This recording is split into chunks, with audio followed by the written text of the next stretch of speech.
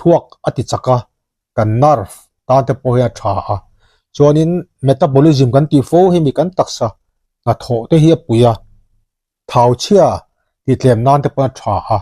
chuanin kan taksa insulin level te poka alo niama kanin zun thum tan te tha a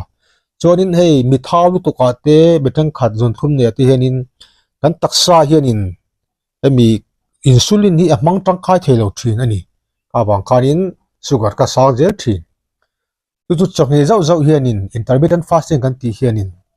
ami kan taksa ina hemi real botanga insulin in siam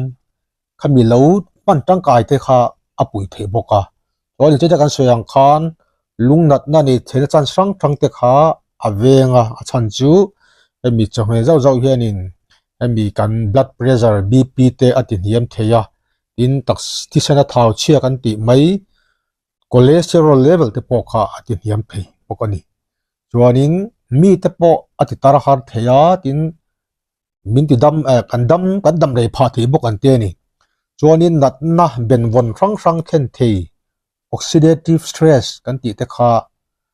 ati tlem theya chuan kan taksa anna le vu kan ti mai inflammation yang te kha ati niam theya chuanin kan taksa emi testosterone kan ti mai hormone level te po ati chak thei boka wa kan taksa tangin cell chia te po kha apai chuak thei bokani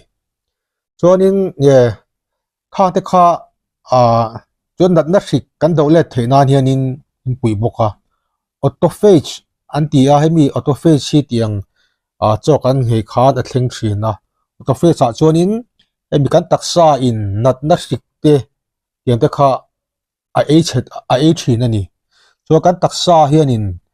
taksa tangin ama le ma ain thian faya taksa ain detox ati mayang taksa takhanin tur te pai chuaka bolhlo te chuanin cell chia te kha pai chuaka kan taksa thau chia te kha a eita ain eiral ta ni chu chu khang zong ka taksa ta dian tha maya nat na rik te te po kha a eirala a pai chuak theya chuanin cell thar le tha dian te po kha ain siam thin ani chuan kheng ani wa hianin autophagy anti hianin hemi cancer rang ni te na chance te po kha ati tlem theya chuanin hemi kan ti hol te po siam ba ti hol ati chaka in kan thuak le nerve te ati chaka chuan ichina kan soyang deuh khanin cell tharan siama min pi tar har theya vun dan te po tha chuan taksari na ti hniam dan te tha